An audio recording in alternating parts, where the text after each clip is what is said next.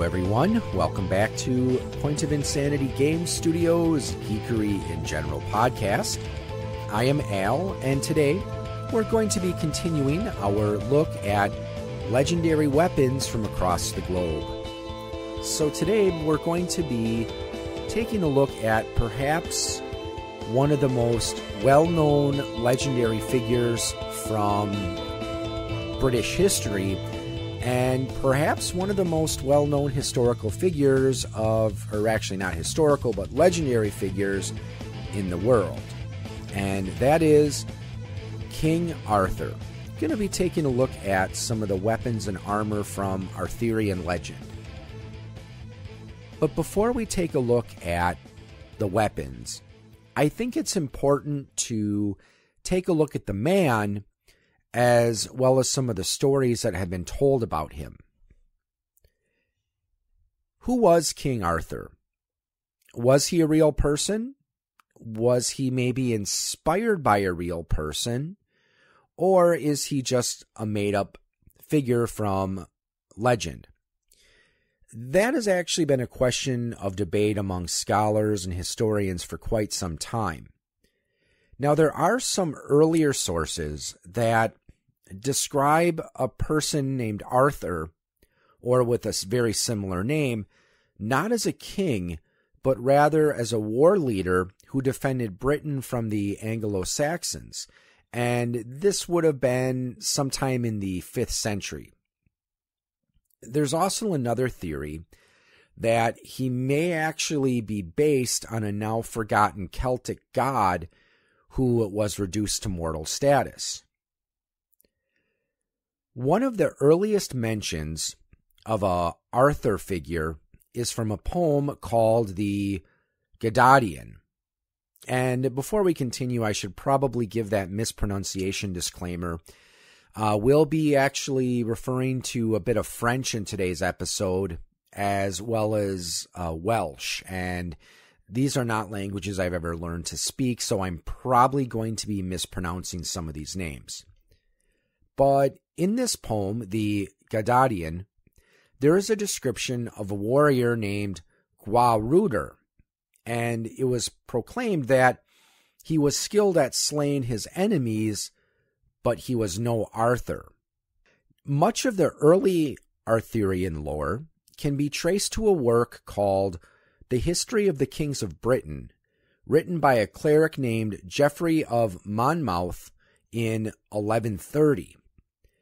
He mixed mythological accounts with what few historical records there were at the time.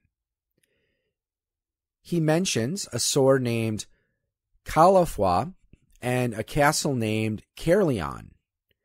He also added Merlin, who may have been inspired by a bard named Myrddin. Geoffrey's book proved to be quite popular, and in 1155, it was translated into a French by a poet named Wasse. Oddly enough, though, from here on out, much of what popular culture associates with Arthur and his knights comes from French sources as opposed to English sources.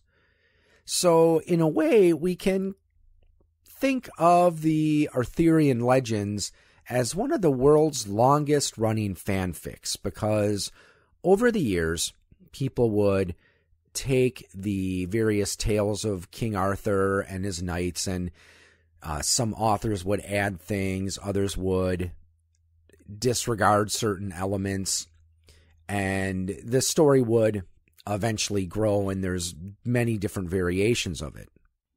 Wasse, though, he did make one of the most probably well-known editions, and that was the Knights of the Round Table. You might wonder, why was his table round? And that was because this way all who sat at the table would be considered equal, and no one could claim to have the privileged position of being at the head of the table.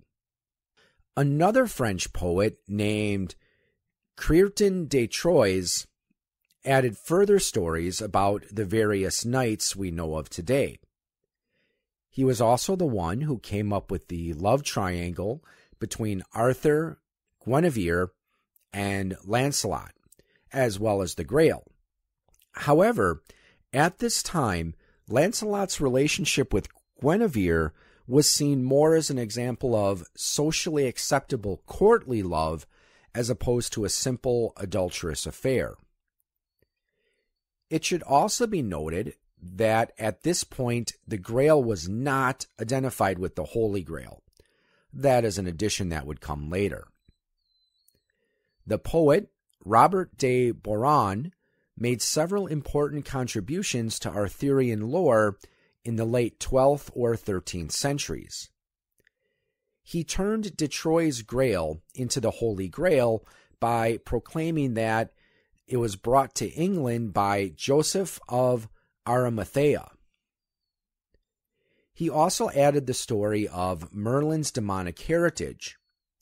He wrote that Merlin was conceived by an incubus, and it was intended that he would be the new Antichrist.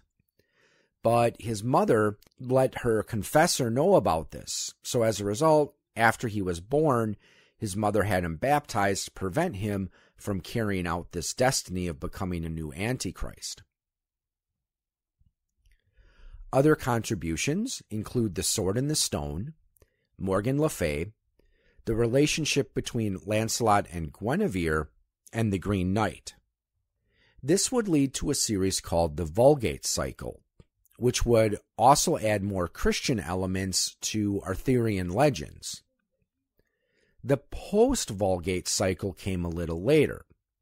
It added material from the prose Tristan, focused less on the love affair of Lancelot and Guinevere, and put more of an emphasis on the quest for the Holy Grail. Probably the most well-known telling of Arthur's story comes from another French poet named Sir Thomas Malory. He wrote a book called La Mort d'Arthur, or The Death of Arthur.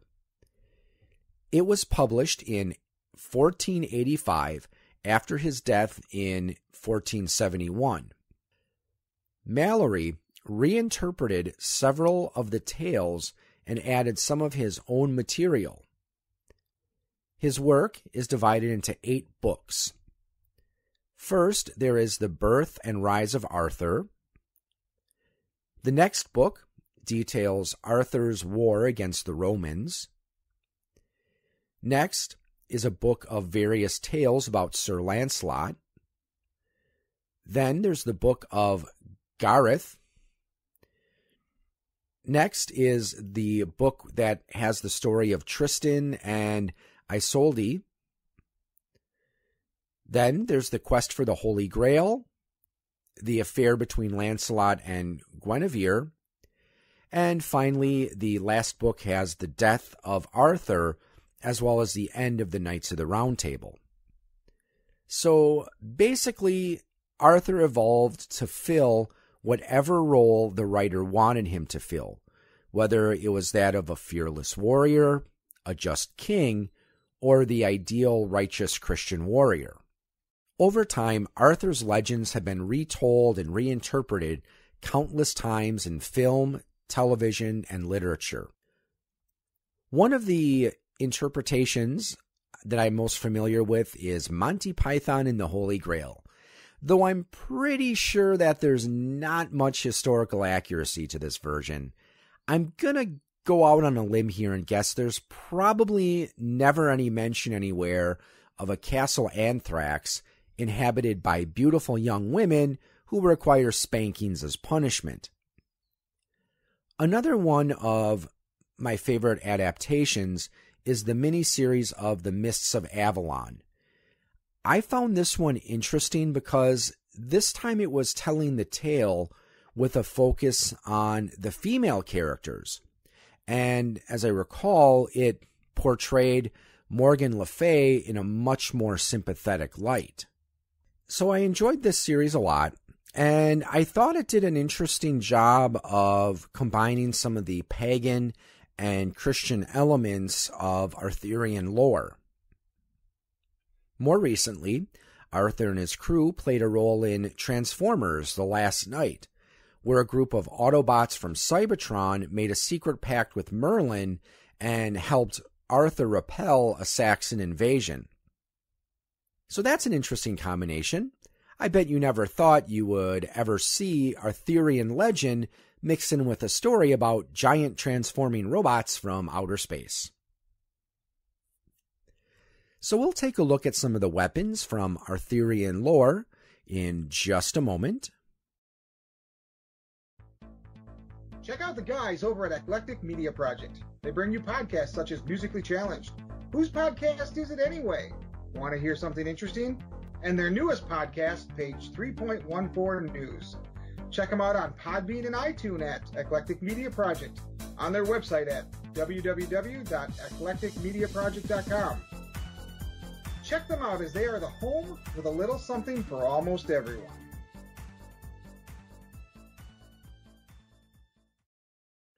And we're back.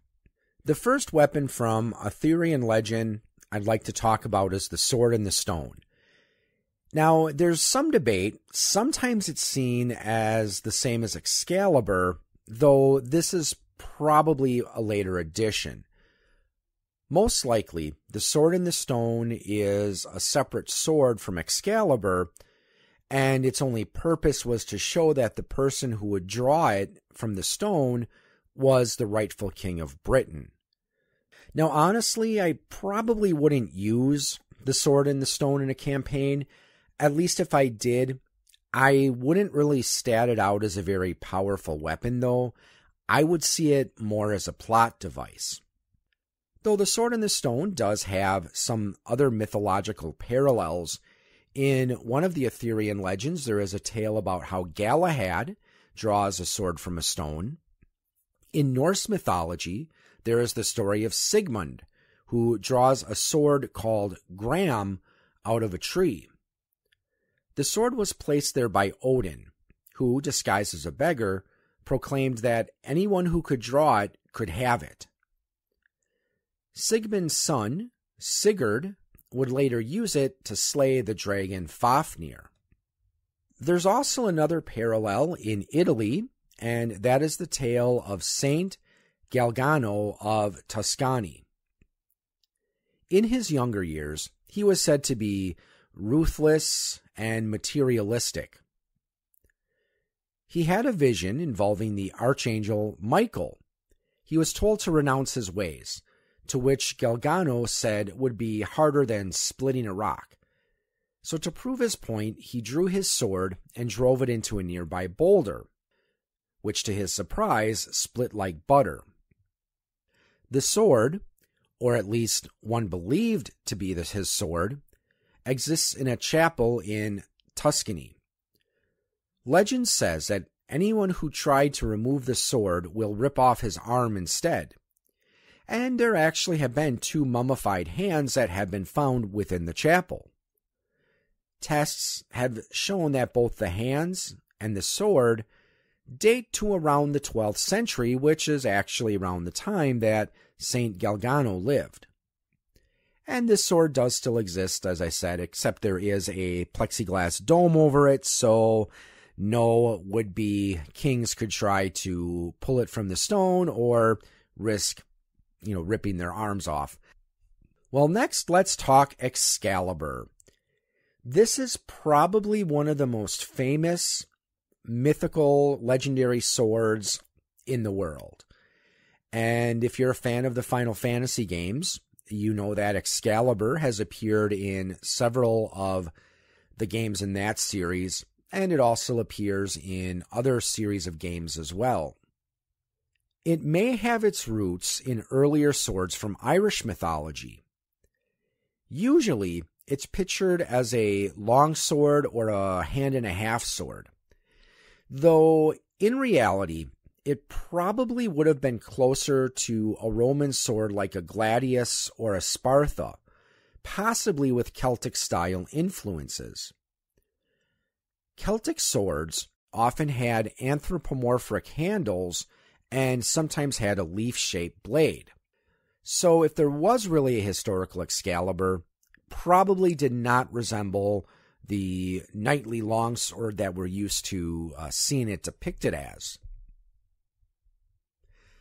Well, you might wonder, why is it usually shown as a sword from a later time period?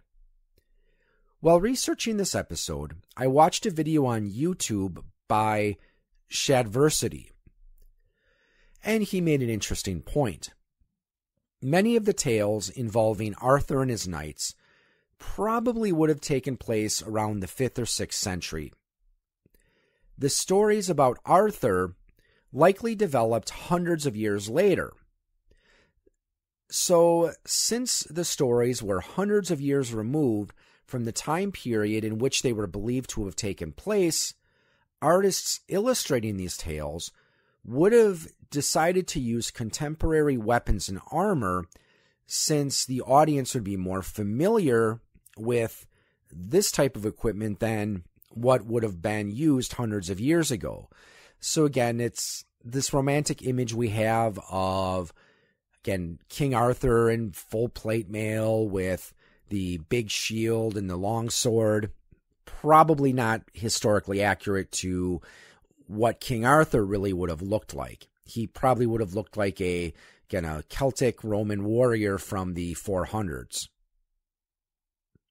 Now, this is actually not an uncommon practice. That is, again, illustrating a story using clothing and weapons and armor and equipment from a later time. Another example is the Crusader Bible, and this depicts scenes from the Old Testament, but using weapons, armor, clothing, and customs from the 13th century. Also, many paintings depicting biblical events that were made during the Renaissance usually also pictured these characters in contemporary clothing. And again, that just makes it more relatable to the audience. Excalibur has been known by a few other names: Caille de Foix, Caelsevol, Caliburnus, and Excalibur. It might be related to the sword Caledborg, which we talked about in the episode on Irish weapons. One side of Excalibur's blade has an engraving that says, "Take me up." The other, "Cast me away." A later story, The Dream of Ronawi, a Welsh story dating from 12th or 13th century, describes that a weapon that belonged to King Arthur, though it is not explicitly named as Excalibur. The weapon's hilt had two chimera, and it was said that when drawn, there seemed to be fire coming from the mouths of the chimera, and it was not easy to look at. So in that regards, similar to a couple of the swords we learned about when I did my episode on Italy, France, and Spain, like with the swords of El Cid, where when he drew them, it could strike fear into an enemy's heart. Thomas Malory stated that when drawn, it gave off the light of 30 torches.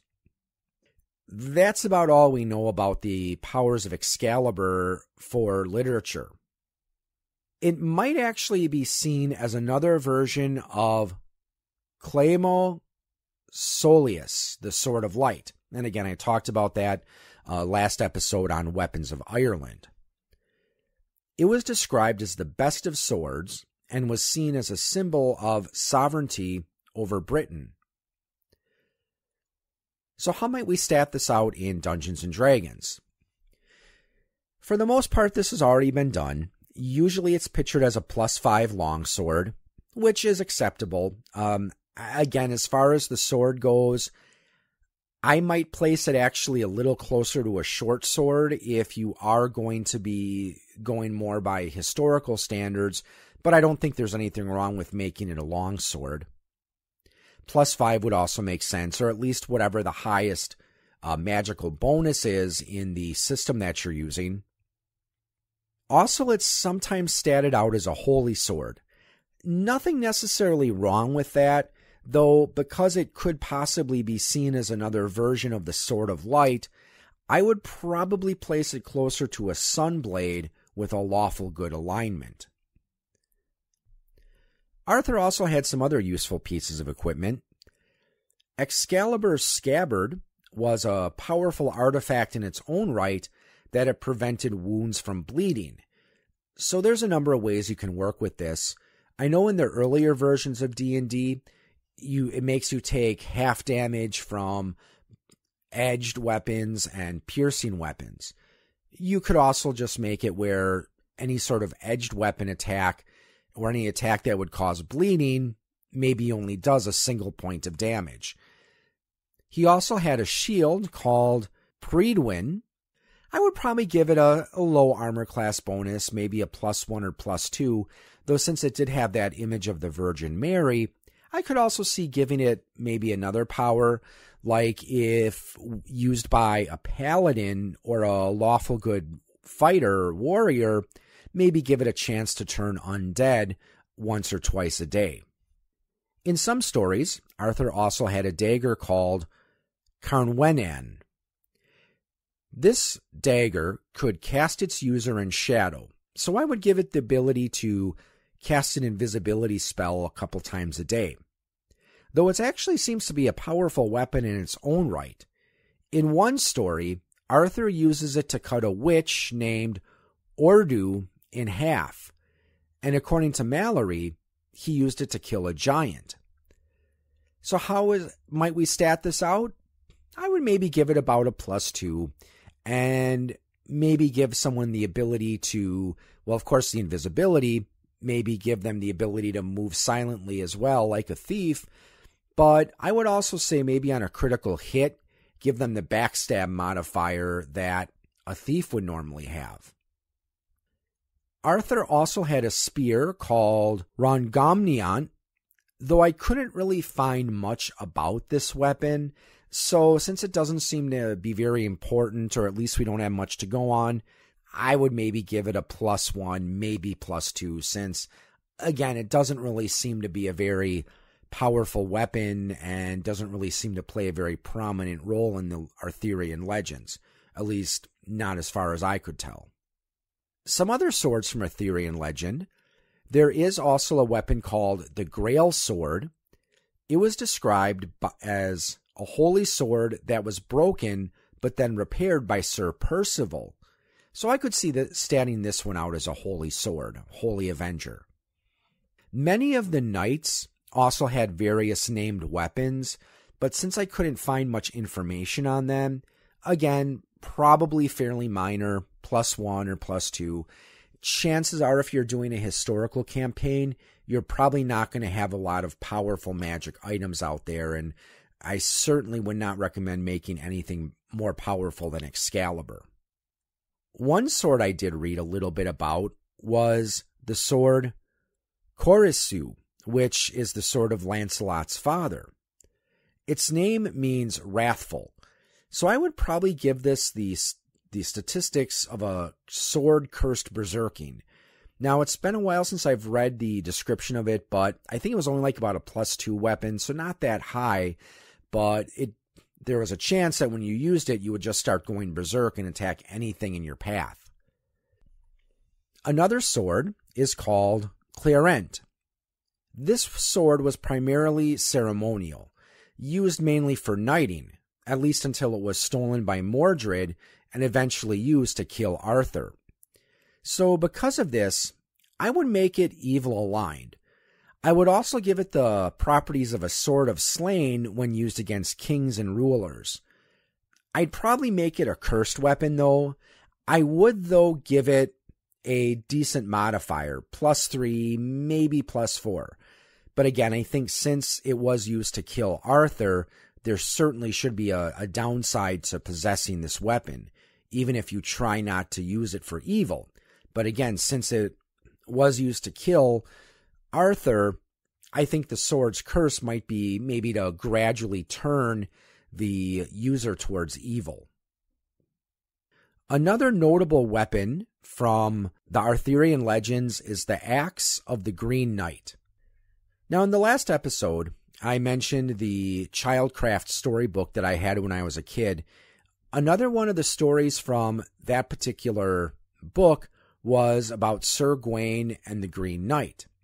So the story goes that one day while Arthur and his knights were having a feast, I think it may have been around Christmas, but they were having a feast, and a green-skinned man in green armor carrying a large battle axe came into Camelot, and he challenged the knights.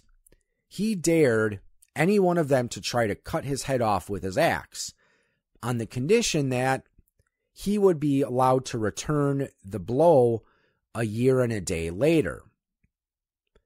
Well, of all the knights, only Sir Gawain decided he would take up the knight on this offer.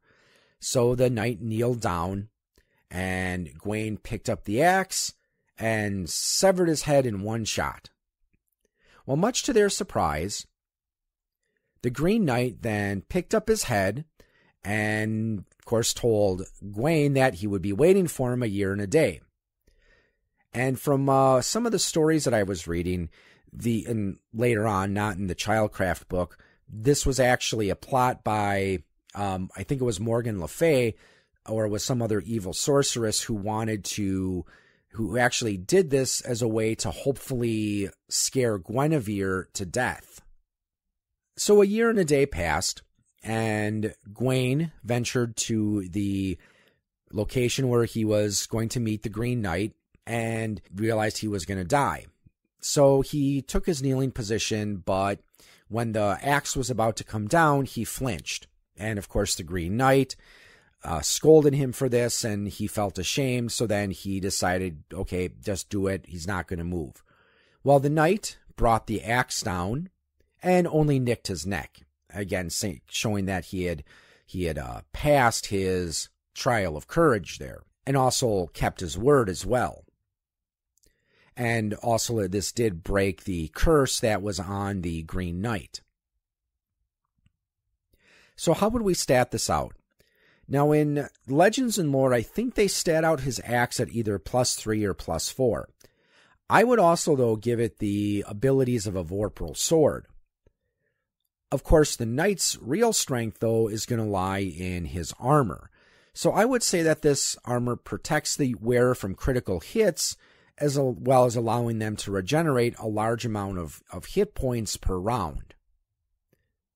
Though in at least one of the versions of the story I was reading, again later on, the knight actually didn't wear green armor. He just came in wearing green clothes, and I think he did also have the green hair and skin as well. So there you have it. A look at some weapons and armor from Arthurian legend. So as always, I hope you enjoyed the show, and like to thank you all for taking some time out of your day to listen. And have a good evening, or morning, or afternoon, whatever it is, wherever you are, and happy gaming. You have been listening to a program from the Point of Insanity Network. Visit us at poigamestudio.podbean.com for more shows. Follow us on Facebook, and follow us on Twitter at POI Game Studio.